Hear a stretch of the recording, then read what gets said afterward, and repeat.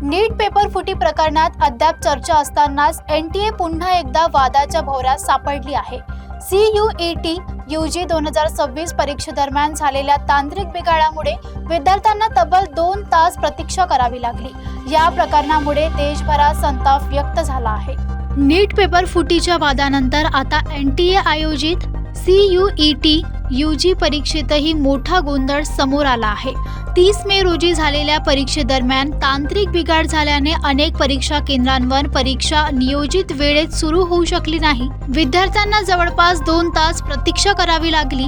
एनटीएने दिलेल्या माहितीनुसार परीक्षा प्रक्रियेत सहभागी झालेल्या TCS कडून तांत्रिक अडचण निर्माण झाल्याची माहिती मिळाली।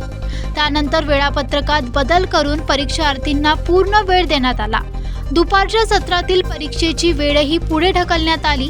मात्र या गोंधळामुळे विद्यार्थी आणि पालकांमध्ये नाराजगीचे वातावरण निर्माण झाले असून सोशल मीडियावर एनटीए विरोधात तीव्र प्रतिक्रिया उमटताना दिसत आहेत।